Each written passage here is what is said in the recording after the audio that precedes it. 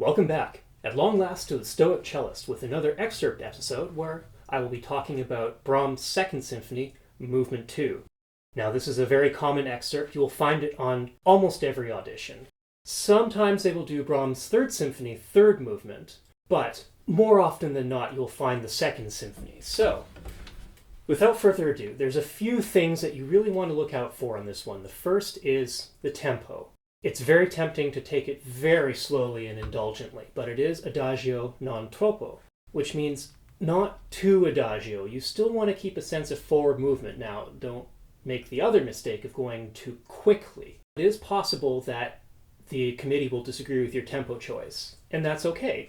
If they think you played it well, but they want to hear it at a different tempo, they will ask you to play it at a different tempo. So the important thing is whatever tempo you choose, on the faster side or on the slower side, that you believe in the tempo and you do it as beautifully as possible. Next up, the dynamic. Now it is forte espressivo, but it's only poco forte espressivo. So the temptation is to go full cello and just milk it for all it's worth.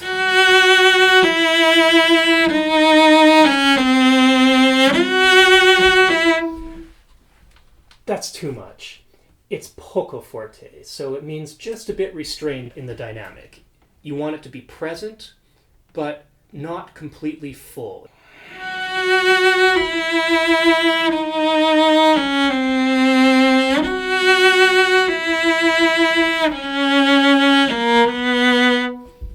So, not too slow, not too fast, not too forte.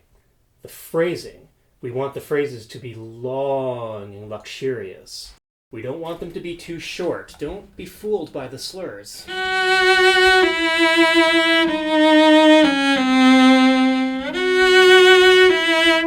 that's no good.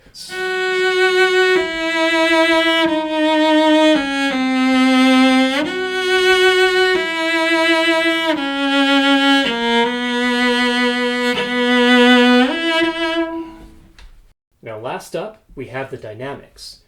So these are very important. You want to exaggerate them, and I know I always say to exaggerate them, but I still mean it every time I say it. For instance, the hairpin here.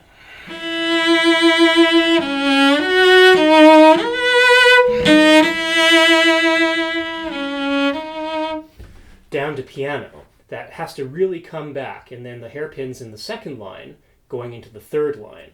Those are very important to bring out. If you do that faithfully, the committee will notice your efforts. Now, finally, let's see if I can play it through.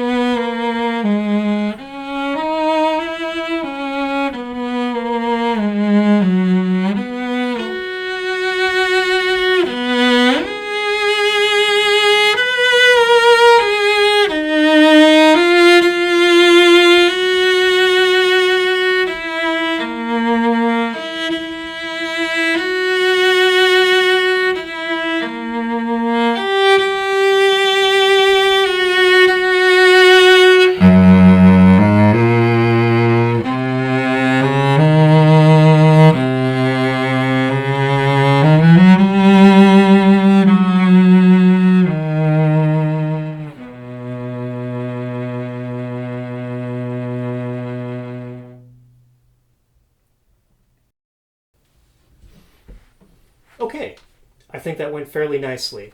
Now, one thing I forgot to mention earlier is you want to feel a connection in your bow through every single note, no matter how short or how long it is. You want to be keenly aware of your connection point through the entire excerpt. And that's really going to help you with getting the shape and the proper rich sound that you want. Thank you very much for watching. I hope this was both informative and helpful.